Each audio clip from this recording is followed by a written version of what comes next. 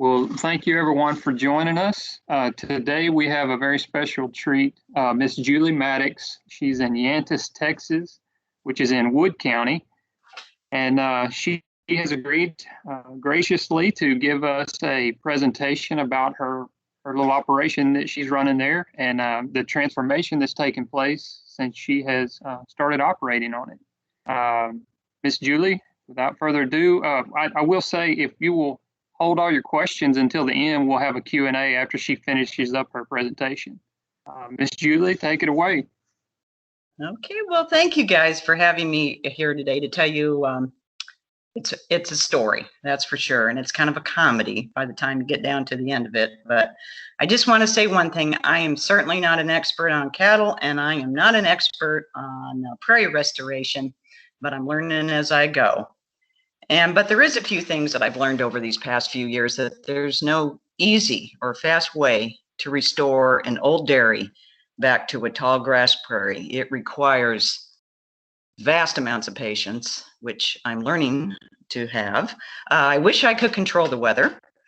And it's everything I did not expect, plus a whole lot more. But there's one sure fact that I have learned is that right away, it does make a difference to the wildlife, and it actually is making a difference in my community. And just a little historical background, I'm sure you guys already know this, but this area right here in Wood County used to be a post-oak savanna tall grass prairie ecosystem, and it provided habitat for all different kinds of wildlife. It dominated over 24 million acres here in East Central Texas, and less than 1% of the tall grass prairie remains in Texas. And actually, there's less than 1% of the tall grass prairie in all of the United States that remains. In fact, it's one of the most endangered ecosystems on the planet, which I find just absolutely incredible. And you can drive down any road here in East Texas, especially in my area, because this is kind of dairy country right over here. And you'll see that many of the pastures are severely overgrazed, or, there's a lot of urbanization going on. And probably one of the most notable changes in our area today is the introduction of non-native grasses. And I'm going to say some things about Bermuda, and I don't mean to get people all upset, because I have changed my view about it as I've gone on. But the introduction of Bermuda is one of the most detrimental things that has happened to our wildlife. It's a dense mat-forming grass, provides no habitat for much of our wildlife. Yeah, it's kind of sad in a way. But let me give you a little history about myself. I was a surveyor for over 35 years, mostly in the energy industry, and I was so fortunate to work all over the United States and in Canada. I got to some mornings go to work in a helicopter and get picked up, and I couldn't believe that they actually paid me to go to work until I did some projects in Laredo in the summertime, in Canada in the wintertime, but that's a whole nother story. But on many of the projects, especially in the West, on federal lands, I got to work with archaeologists, paleontologists, biologists, and botanists. And it was working with these grassland specialists in the short and the mixed grass prairies of the West that I started becoming enamored with the prairie ecosystem and all of its diversity. And believe it or not, it is one of the most diverse ecosystems on the planet, next to the Amazon rainforest, I had learned. But anyway, it was incredible working out there with all the different kinds of animals and the insects. I really am kind of into insects and all of that kind of stuff. But what did it for me, for the prairie, besides identifying all the cool stuff that was going on out there, was it has a sound. And it's that sound of those grasses rustling in the wind. It's that symphony of insects that's going on. It's just a really cool place. Now, moving on, I moved here to East Texas in 1996 because my husband wanted to fish Lake Fork when we weren't working. And we purchased a nice little ranch home on 1.2 acres. It was kind of our sanctuary when we weren't working. Sometimes we were gone for long periods of time. Sometimes only a month or two, but there were projects that we were on that took 8 months and we were gone. So anyway, it was a lot of fun to come home and just kind of relax, especially in the summertime, maybe sit outside, watch the lightning bugs that were there, and maybe the bats flying over. And the property was surrounded by a pasture of about 70 acres. And it had introduced grasses in it, but it also had, it had some remnants of native grasses that were in there besides the introduced. But there was lots of wildlife. There was grassland birds. There was, we saw coyote. We saw everything, that you see out here in Texas. But about 3 years after we moved there, the owner of that 70 acres decided to reopen the dairy that was right next door to us and began milking over 250 head of milk cows. And how do I know? Because I counted them. There's that little, you can see that little milk cow lane there, that yellow line. Those cows walked up and down that lane 2 times a day. And what you notice when you are gone for long periods of time and come home, you see dramatic changes in the environment. And what we noticed right away, all the grassland birds disappeared. We hardly saw any of them anymore. In fact, at the bird feeder that I had out, we had English sparrows and European starlings was the dominant bird. The insects started disappearing except for the flies.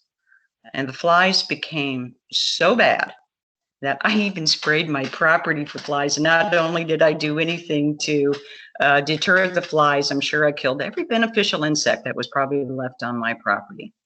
Well, I got a dilemma here. What am I going to do? It was becoming increasingly miserable for me when I was home. We enclosed our porch because we couldn't sit outside anymore. And, I could learn to put up with it. And that's something I did not want to do. I could sell the place. We seriously thought about that, but who would buy a home with all those cows 30 feet from the bedroom door? And the thing is that milk cow lane, we had trees on our side that provided shade on their side. So that's where they spent most of their time, right behind our fence. So, the other choice was maybe I could buy out the dairy. And after a long 10 years of negotiating, I finally bought the first 25 acres and I bought that dairy, and I proclaimed to the world and all my neighbors and everybody around me that I never wanted to see another cow on my property again. Well, I made a few changes. I had the dairy lagoons drained and had a pond created there. It's about an acre, about an acre. I had water troughs out in the back that they had watered the cattle with, and I planted some trees out there for some wildlife habitat. But other than that, I didn't make too many changes. I had the hay cut and baled every year for a number of years there. But one day in 2014, in the hot summer day, I was home and I took a walk out in the back. I had a little trail that I had mowed around there through the grass. And I stopped and I leaned up against one of those bales of hay and I listened. I didn't hear anything. I have silence here. And this is kind of my aha moment. I have a monoculture that provides no habitat for anything other than the armyworms, which I also sprayed for several times. So I had been researching prairie restoration, and I didn't feel like I had a really good handle on it. And I really didn't know what grasses I should be planting. I didn't know how to go about doing it. But anyway, I had been on the Texas Parks and Wildlife website, and I learned about this program that they had. It's called the Pastures for Upland Birds. And I'm going to tell you a little bit about it, although you can get on their website and learn about it. But it does provide incentives and technical guidance to landowners to restore native grasses and forbs on their pastures or hayfields that are dominated by the exotics like Bermuda, Bahia, or some of the old world blue stems. And U.S. Fish and Wildlife is also involved with this. They help with some of the funding. And this is a grassland bird conservation program. These are some of the birds that they're targeting for conservation. You may or may not know this, but that little eastern meadowlark, that little one with the yellow belly, has declined like 85% in the last 15 years. And why is that? Well, it's loss of habitat. I mean, there's urbanization, there's farming practices, and the introduction of non-native grasses. They don't do well when you have a nest in a hayfield and then you go ahead and cut and bale the hay. But anyway, there's the northern harriers, there's the doves, and of course the bobwhite quail. And I love asking people, why don't we have any bobwhite quail anymore? And almost everybody around here says, oh, it's because of the fire ants. Well, I'm sure that's part of the problem, but it's loss of habitat is the main reason for not seeing our bobwhite anymore. And our grassland birds are in big trouble. Breeding bird surveys indicate that they're experiencing long-term and persistent declines, and it's also making, grassland bird population or restoration a national priority. And I found this little chart. It only goes from 1968 to 2007, but you can see how well our wetland birds are doing.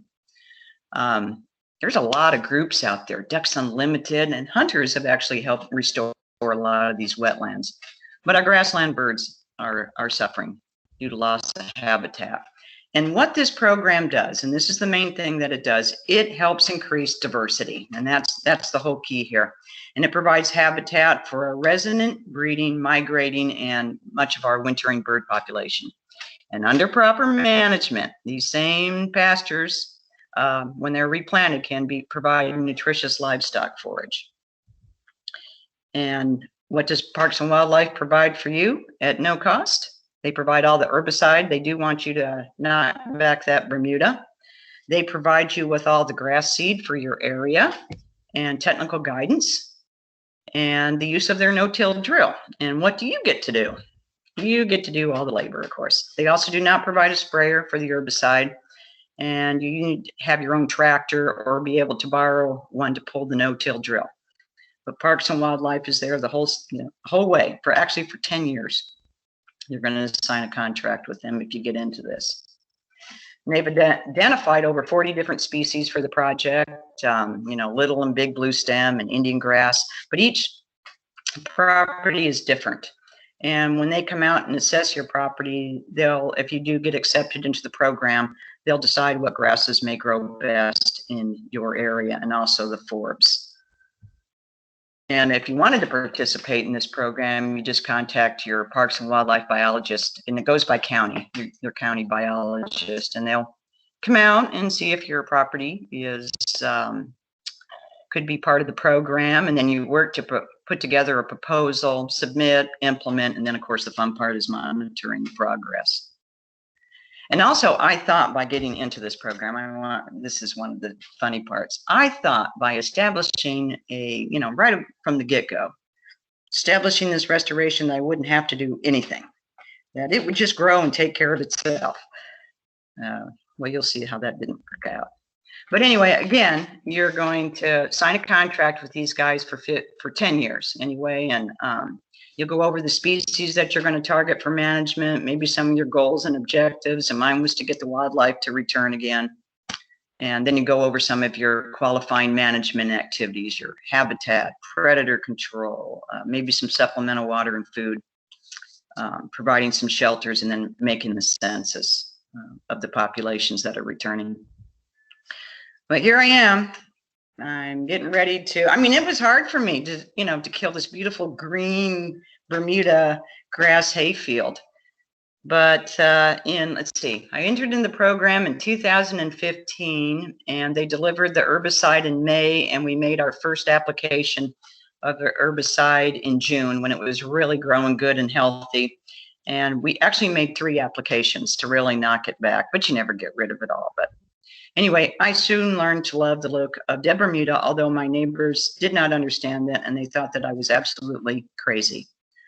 They're finally kind of coming around now, because I don't have to feed hay now. But anyway, we'll get into that. Anyway, Parks and Wildlife delivered the seed at the end of 2015, and the property sat idle.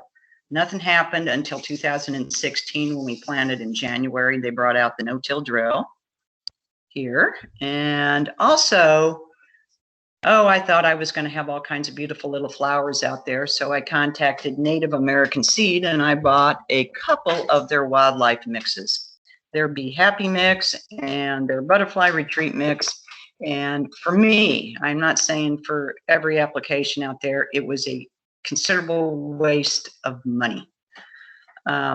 There's too many different kinds of forbs and stuff in there that don't grow in our area. And of course, I had other issues that prevented a lot of this from growing. And what I would do now is maybe concentrate on the grasses and just work on areas where you want to put in flowers or different kinds of forbs. But I did have some that really did well, and I'll show you that here in a little bit. Well, here we are planting again in January. Some photos of us planting in 16, and this little area here was not part of the program because I had already tried to plant a wildlife mix, which with most things that don't do well in our area, which I soon found out later.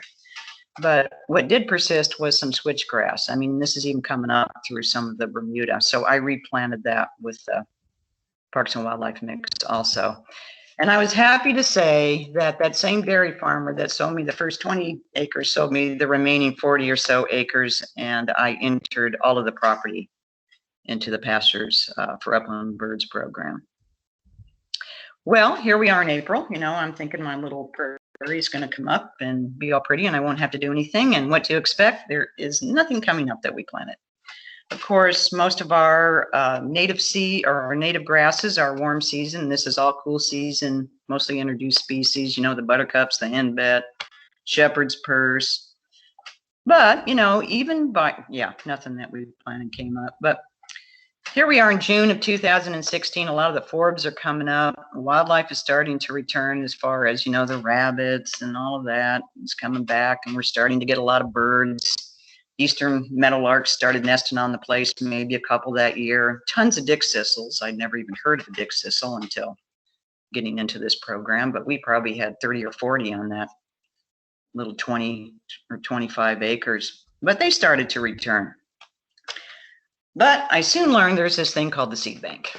And when you kill that Bermuda, which is a mat that suppresses a lot of the seeds down there, you open up that seed bank, and I mean for big business. Now, we saw a lot of things that we did not plant, like vetches and some other legumes that were coming up. Really good stuff. No complaints right there. But what I was not prepared for was a species like curly dock. And I don't mean, some curly dock is just absolutely fine. We had acres of it, and I mean solid acres of it, where that's all that came up. And then especially on our phase 2, we had about 13 acres of solid pigweed that came up. And I started coming up in August and into September. I talked to Parks and Wildlife and, oh, Julie, why don't you go ahead and try shredding it? Well, we did that and it grew even better.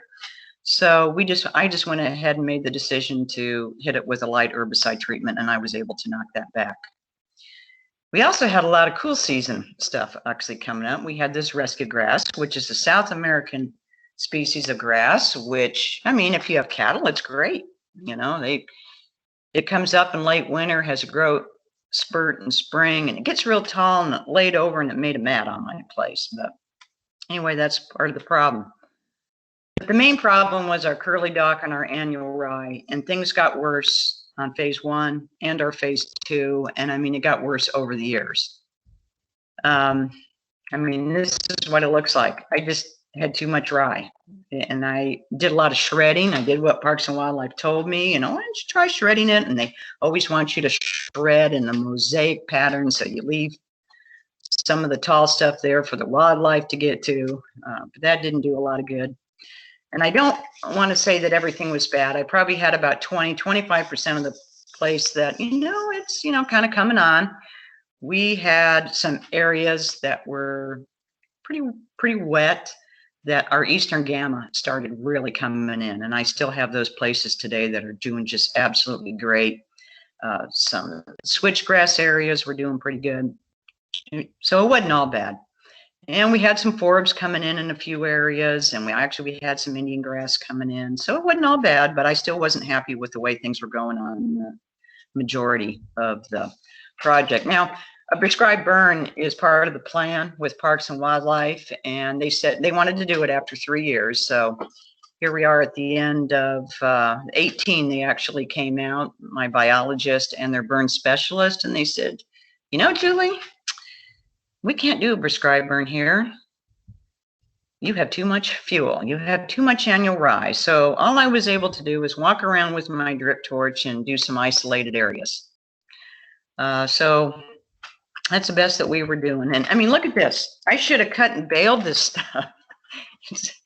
It's, you know, I still did a lot of shredding, and some of the grasses were coming in a few areas, but it just wasn't coming in at all like I thought it should. And even Parks and Wildlife finally said to me, Julie, we think you need cows. And I'm thinking, oh my gosh, I don't really know anything about cows. You know, what am I going to do? I mean, I don't really know what to do. They don't tell you what to do. So I called the NRCS, and their representative came out, and he looked at the place and he said, Julie, man, this is just absolutely perfect. You can do rotational grazing, flash grazing, mob grazing, whatever you want to call it. All you're going to do is get some electric polywire fences out there, maybe 1 or 2 acre little pastures, and bring in 20, 30, 40 head of cows, and just let them eat and do their things. And when they're done in that area, move them to the next. Well, I thought about that. I said, well, you know, maybe I can borrow some cows. And that's exactly what I did. So I borrowed 13 gentle cows. And I emphasize you need gentle cows, at least in my mind you do, especially for me doing this mostly by myself. So the girls did a real good job, but guess what? They couldn't keep up with it. So I had to borrow 13 more gentle cows. And I don't know what the significance of 13 is, but that's just how it happened. Anyway, they weren't keeping up with it either. And I had met Kelly and Carl Abel of the Abel Grasslands. They're up in Sulphur Bluff. They have about 1,000 acres of restored prairie. And I had been talking to them, and guess what I did? I bought 13 gentle cows, and in my mind, I'll be able to break even in a year or 2. That's what I thought. So you know what? It was easy. It takes me longer to walk back to the pasture than it does to move the cows. I mean, the gals, you know, they let you know. In fact, I've talked to many people that, you know, they have to hide from their cows.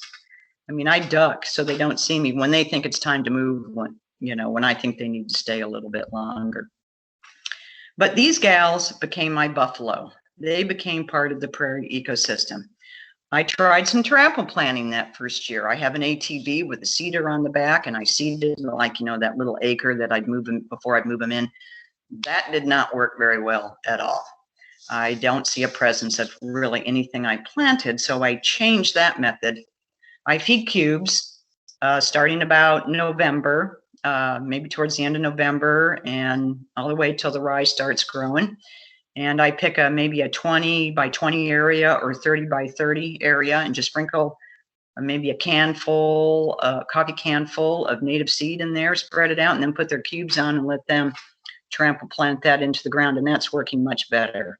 So I don't have large areas. I have little isolated areas that I'm trying to improve as I go. And this is what it looked like when I didn't graze. And that's what happened the very first year. We had never seen any big blue stem till that last year, or in 2019. I mean, the grasses just started making their presence known. I mean, I was so impressed. Let me go back. I was so impressed. I called out my biologist, and his jaw just absolutely dropped, because this is something that Parks and Wildlife really doesn't want you to have cattle on this program, but they are actually changing their mind. They actually, in the contract, only call for short-term grazing for 14 days on the property. But I explained to my biologist that actually the time that I moved the cows all the way around, I took them around, I think 4 times, all the way around the property till they ate all of the rye. I had only had the cows on the property, or on each one of those little pastures, for 12 days. So they were very happy about that. And since I had done so well with the cows, and I have a lot of crabgrass that also comes in, I asked my biologist, I said, do you think it would be okay maybe if I kept some cows maybe through the summertime also. And he said, looked at me and he said, absolutely. As long as you continue to rotationally graze, you can do that. So I'm happy to say Parks and Wildlife is changing their mind. Now, I call them the ladies of the prairie. It's time for them to leave. Of course, most of them left, but I was able to keep a few. I think I have 20 right now. But I mean, look at this. The diversity is just absolutely incredible. I mean, we're seeing grasses that we had never seen before that came in. And this is before I started reseeding again. Areas that were doing kind of good are a whole lot better. Our eastern gamma grass is doing well. We're starting to see flowers that I know we had planted years earlier that we had never seen before. There's Zoe, the prairie dog. Anyway, they are coming in. It was just absolutely incredible. And now I have the makings, you know, of a tall grass prairie. And I cannot imagine doing a restoration project without the use of cattle now. They are much, I mean, there are buffalo. They are much a part of the prairie ecosystem as the birds that are out there, the pollinators, the insects. You can't do it without them. I mean, look at these girls. Of course, this is one of my better areas, you guys, but I mean, these are happy cows. You can't see, you can hardly see the cows for the grass. And I find it absolutely fascinating. I do a lot of observation of what they eat and when they eat it and what time they eat it. I mean, we have a lot of Illinois bundle flower that was in the mix, and they have these little seed pods. It's a legume.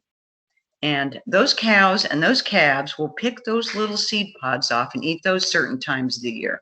They eat the tips off the partridge pea. They love curly dock. I don't have a curly dock program or a problem anymore.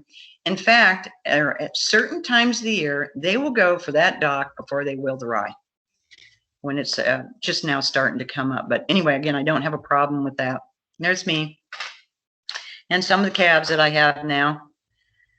And kind of getting back to the Parks and Wildlife thing, you know, and it's all a part of this diversified ecosystem that, you know, you got to have it all.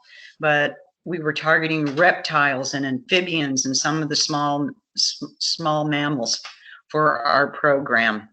And I mean, here's just some pictures of some of the stuff that's going on in my place now. I'm kind of an insect gal. I love bugs. I mean, I have a symphony going out there most of the time in the summertime. And milkweed, we didn't see, milkweed was part of the mix too, but we did not see it for 3 years now. I'm getting all kinds of milkweed. We got monarch butterflies, and part of our habitat control that I was talking about earlier, of course, is our rotational grazing. We do periodic prescribed burns when we can. Of course, reseeding. We do some brush management. I'm really into control of the exotic species now. I spend a lot of time getting rid of some China berries and tallow trees on there. Of course, providing some permanent water. And Parks and Wildlife wanted us to do brush piles. And I used to just get trees that we had cut down and lay them down, but now I kind of make these teepee type brush piles. And that's a really, yeah, all the animals love that. Small mammals, birds, everything. Also applying some supplemental water and food. Now, there are areas that I have learned that I keep the cattle out of permanently. Some of the overflows that we have created for wildlife, and keep them out of there. We also have some feeding stations for birds, and I plant some sunflowers for the birds. I mean, here's just a few other pictures of my place here, stuff that's going on.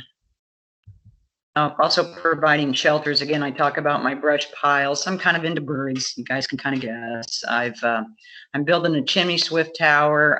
I've been in a long-term project with the Purple Martin Conservation Association. I have 92 available cavities for those guys, and it's a citizen science project that I do with them. We have a lot of kids over that help us with putting up bird houses. We now have 22 bluebird houses that are almost all occupied now every year.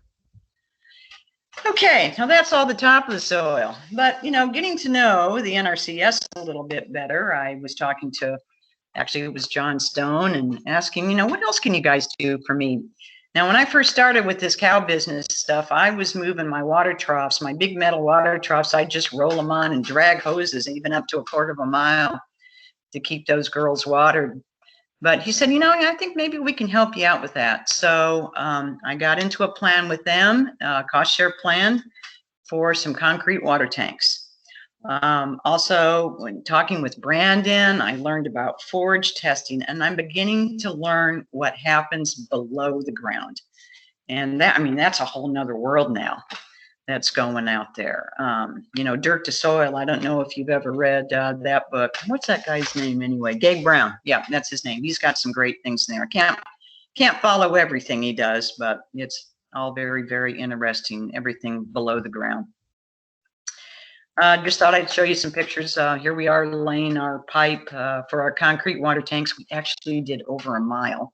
I got 5 concrete water tanks from, they helped me, the NRCS did, with cost share incentives on that. And I bought an extra one for another pasture that I had. And, you got to follow, and I will call these the rules. You have to follow the rules. They won't pay you until they come out and inspect all of that. We had our geotextile apron on there, laid that out. We put our 6 inches of gravel on that. And not only do I have a place for the cows to water, we have the dog spa. And if you can't find the prairie dog, Zoe, in the summertime, you can find her in one of those tanks. And I've got to say, I hope everybody that is here in the audience did well during this cold snap. We fared pretty darn well. We didn't lose anything, but I wanted to say how well these tanks worked. The water comes up from below, so I had nothing that froze, but I did have to break ice several times a day during all of that. And I had been talking, I don't have to feed hay, or I hadn't for years, or for the few years that I've been into this. Talking to Carl Abel, he said, Julie, I have about number of bales of hay in my barn, and it's just called an insurance policy, and I haven't had to feed any in 10 years, but you might think about getting just a few bales of hay to get you through if we have an ice storm or something. And I bought 3 bales of hay, and I fed every single one of them, which I'm so glad that I did. And I think I'll buy 5 next year, or this year. Okay, of course, I'm at this break-even point here. I was borrowing panels to work my cows, because then I learned you got to vaccinate them, you got to worm them, you got to do all this stuff. But then I had to buy all the stuff so I could work my own cows. And then I found out, though, when I sell one of my steers, I have to take it over to the processor. And so instead of borrowing a stock trailer, I bought my own stock trailer. So I'm figuring my break-even point might be around 20, 30 or something like that.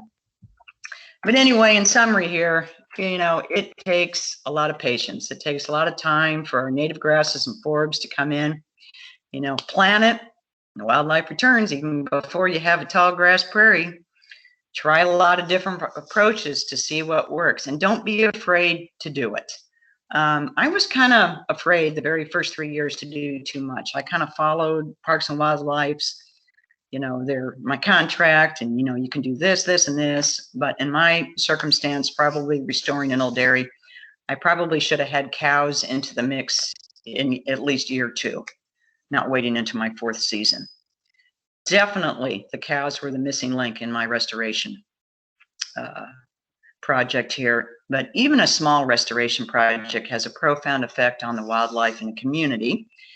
And what I mean about that, I got a lot of pushback from my neighbors around me, so much so when I first started that they even went to the city council and asked if they could make me shred. A lot of people around here are really into that kind of that manicured look. And anyway, Parks and Wildlife wrote them a letter and said, no, we're not going to do that. This is what we're trying to do. So instead of, what I decided to do, I needed to get on the city council, which is exactly what I did, so I could inform people what we're doing out there. And I'm happy to say that my husband restored the old milk shed, and now we have classes there 2 times a week. A lot of the homeschool kids come and do outdoor classes. And I've donated them the use of about 4.5 acres, which we planted another project, Tallgrass Prairie. And they're there to learn about all of that and all of the ecology that goes with that. And that's what I have. I hope you enjoyed it. And if there's any questions, I'd be happy to take them. Ms. Julie, thank you very much. That was an awesome presentation, and I won't belabor because I know there's going to be several questions for you and everything that you have done there. So please, everybody, get your questions in. You can either use the chat bar or you can unmute yourself and ask the question. Thank you again, Ms. Julie. You're welcome. I enjoyed it.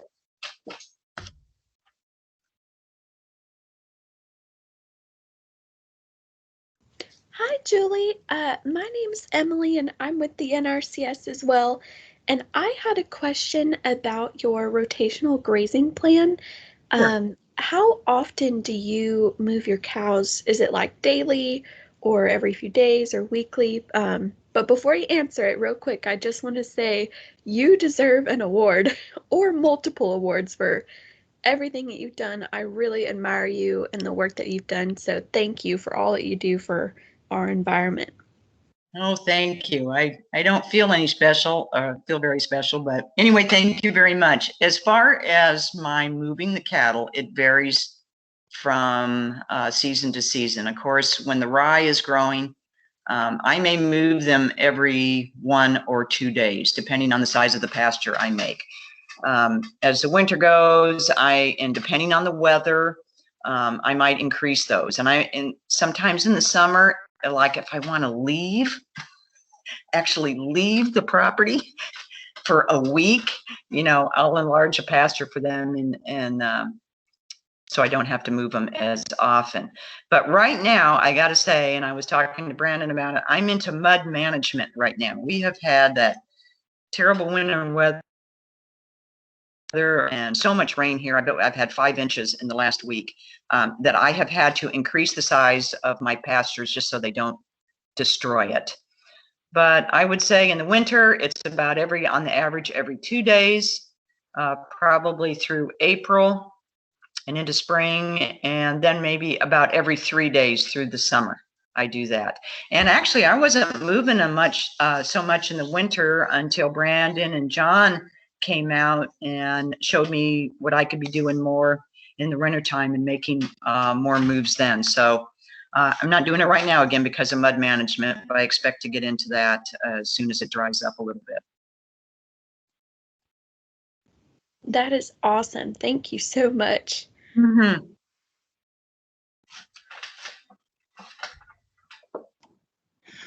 Hey, Julie, what is your average return interval? Meaning, like, how long is it before you leave a paddock and you come back to that same paddock? I try to make it 40 days, 45 days. That changes sometimes. And I've only been doing this now, you guys. This is my 3rd season. So I'm learning as I go, but I try to make it 45 days is my average. Sometimes it's maybe 35, depending on where I'm moving them to, or if I have to work the cattle and bring them around to another area. But then I also have areas now that I'm experimenting with keeping them out. I mean, these are small areas that I have fenced off with polywire. I want to try like keeping them out of 1 acre for a year and then see what happens. Anyway, I'm trying all kinds of things here. But usually 45 days is my average.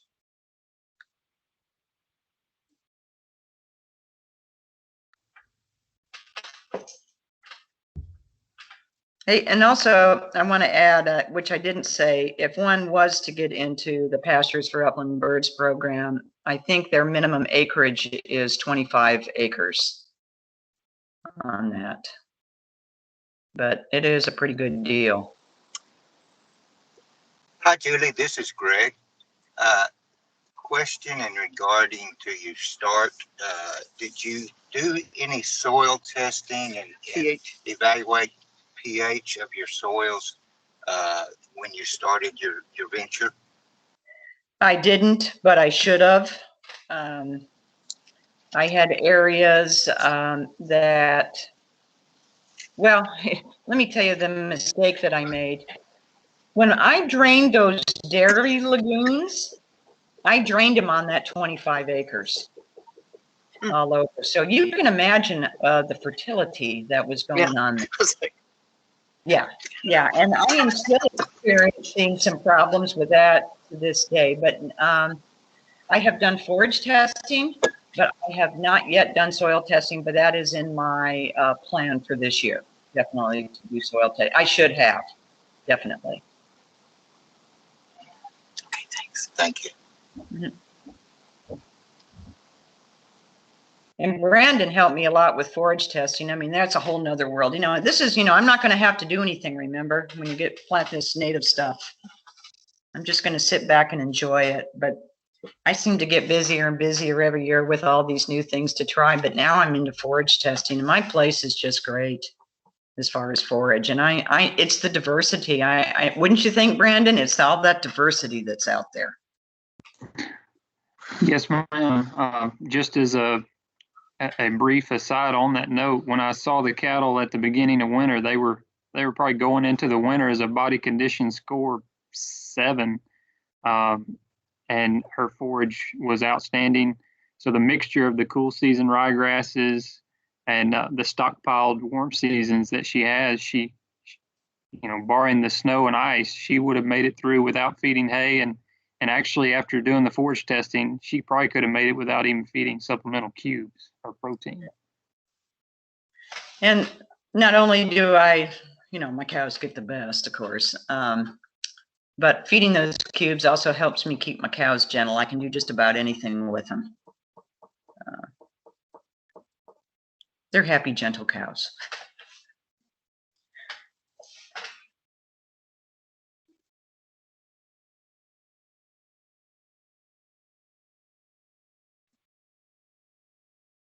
And, you know, and also if anybody wants to come out and take a look, and I would like to go see other people's places too. I mean, I'm so interested in what other people are doing too, and I like to learn more about cattle from you folks, and more about soil testing, and you know, of course, I learn more about rotational grazing all the time, and all the microbes and everything that lives underground. It's just, I'm just so thankful for this group right here. And I know we didn't have one last month, but I really liked the one about the pigs. I thought that was pretty cool. I learned about coonies, and I'm never going to have pigs, but man, the information is just invaluable.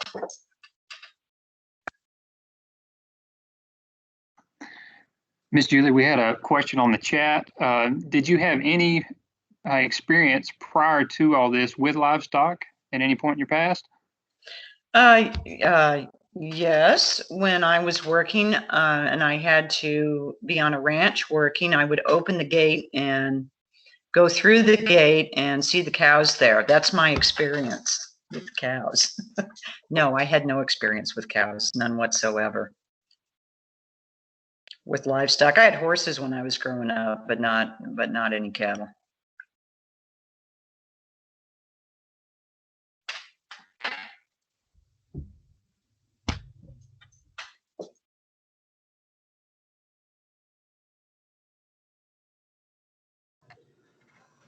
Julie, this is Mike. Question for you. You made comments that some places seem to work better than others as far as when you initially started your native grass pasture. So what approach would you use now if you had to go back and redo it? How would you do it? That's a good question. Of course, I mean, you know the lay of your own land and everything, but I have some areas that are extremely wet, and the Eastern Gamma has done just fabulously through all of that. One thing that I have done is those areas that were wet, that I had too much rye that created that mat so nothing grew, I actually have started breaking up in the areas where my Gamma is doing good. And I transplanted 1,000 of those last year into an area that I know that they're going to do extremely well in. And where, you know, actually, I mean, you just kind of got to plant it all and see what grows best where, and then start, kind of filling in with that. I have areas that switchgrass does extremely well in, and of course, Eastern Gamma. As far as forbs, I would still incorporate them, the partridge pea, the Illinois bundleflower. I think that's an important part of the mix that's in there. But I probably would have studied more about on my property here, where water was retained more often or where it was drier, and maybe concentrated better on some of the grasses that grew there. I have never had any little blue stem. That has been in every planting that I have ever tried out here. And what I have started to learn is that now Parks and Wildlife has figured out that little blue stem is maybe, you need to get the little blue stem from your own area. So now I kind of go around and ask people, I see you got some little blue stem on your property. Can I have some of your seed? Or transplant a few of those plants. And I would definitely stick with the flowers that just grow well in your area. It was, again, it was a total waste of time to buy all that wildlife mix and have, blue bonnets. Blue bonnets do not work in a tall grass prairie. They don't get any sunlight through any of that. But yeah, I mean, I just would seed it with a good mix of what might do well in your area, and then see what comes up in each area, and then work out from that would be my answer to that. I hope that answers your question. Yeah, thank you.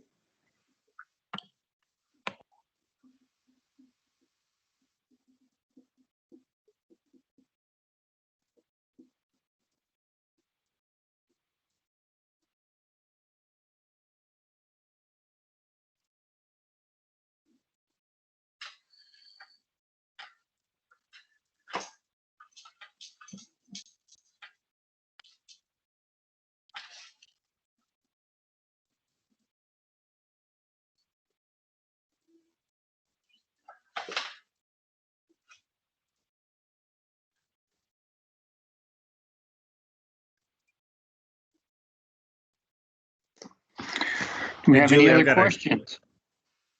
Julie, I got a question. I think it popped up in chat too. Can y'all hear me all right? Yep, I can hear you. I grew up with beef cattle and dairy cattle both. And I think I echo Cecilia's question in chat is, how did you arrange, borrowing the cattle? Was that through a lease? How did you get those cattle that you didn't own on your property? What was the arrangement for that? Well, I had some help here through the years, and I had a individual that worked for me, and he had a lot of cattle on too small of a piece of property. And I said, what do you think about bringing some of your cows over and I'll feed them? And I borrowed his cows. Is how I borrowed those from him. Worked out pretty good. Now I don't borrow. I mostly now what I do is, that was the very first year. Now what I do is I get Carl Abels from the Abel Grasslands. He has cold cows every year, and I bring them here around March. I brought them in March of last year. I'm not going to have to get them down here till about March 15th. And I have his cows here until they eat all the rye, and then those cows go to the sale barn, and he pays me for feeding his cows for a few months. Awesome. Thanks for clarifying. Appreciate it. Mm-hmm.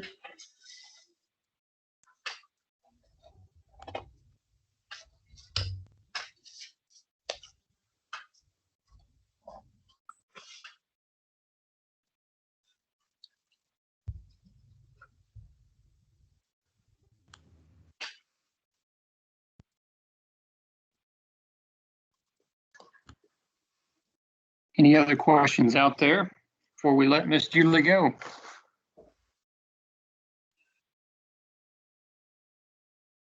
Yeah, I need to go find some water leaks that I got from the Brandon, last I think snow. you had one more question in chat there. Okay. Thank you, Aaron. How many pastures do you have fenced off, Miss Julie? Of course, again, that varies, but I've had as many as I think I had 48. But I mean, they're all movable. I've had as many as 48 pastures 1 year over here. And again, I also, let's see, when about August, I have I pick a pasture that I'm going to stockpile, and I don't let the cows in for the remainder of the season until maybe the end of November, December, depending on what's going on in the other part of the pastures. And they get to eat in that pasture until hopefully the rye starts growing again. Things didn't work out quite that well this year, but can't control the weather yet.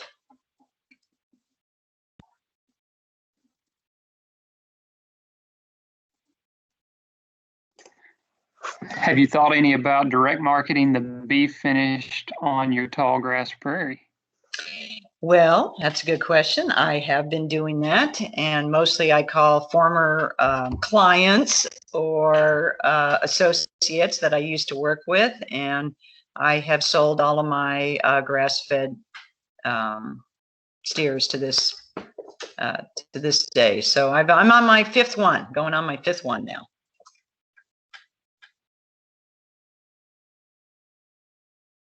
I do need to learn how to do marketing better, though. I mean, I call people that I know. I mean, it would be nice. I'd like to get maybe in a group, maybe other people. My idea is, I'm sure there's other individuals out here. We could kind of do it as a group, get a website and all that kind of stuff going. But I mean, I'm finding, and I don't know about all of you guys out there, but I'm finding more and more folks that would like to know exactly where their beef comes from. And, here it was born here, raised here, and it had a really happy life until that very last day. I mean, it doesn't get any better.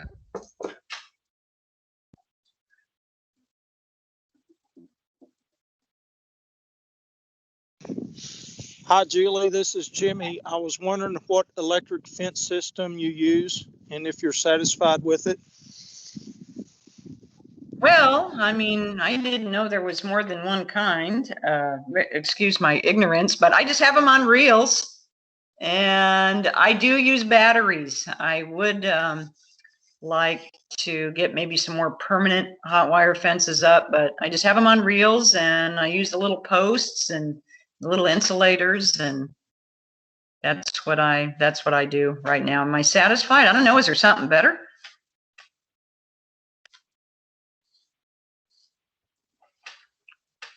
I'm always in the market for something easier and better. But I mean, it doesn't take very long to make a little pasture with these, with the reels and everything. I'm sorry. What kind of charger are you using, Julie? What kind of what? Fence charger. Charger? Oh, gosh, what are they called? I forget. They're from New Zealand. Gallagher, probably. Yep. No, it's not Gallagher. I can't remember the name right offhand. I'm having my senior moment.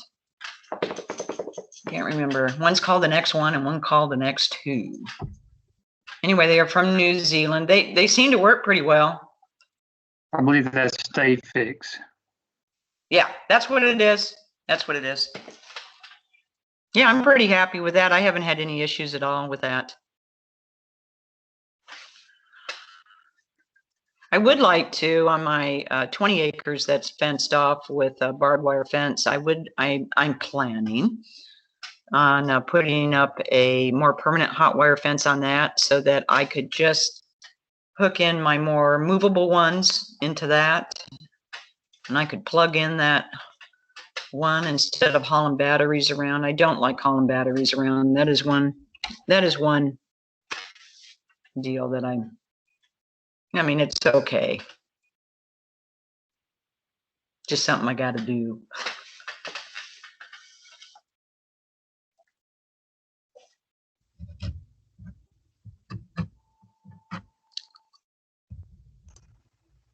Well, there's been a couple of comments about coming to visit you one day, Miss Julie, and I hope the grazing group, once this pandemic is played out and we can start going around and doing field trips again, we'd love to come see you if you would have us.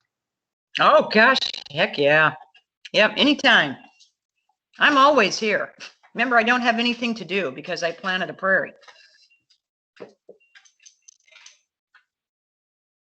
Now that would be a lot of fun, and I'd like to go visit some other places too.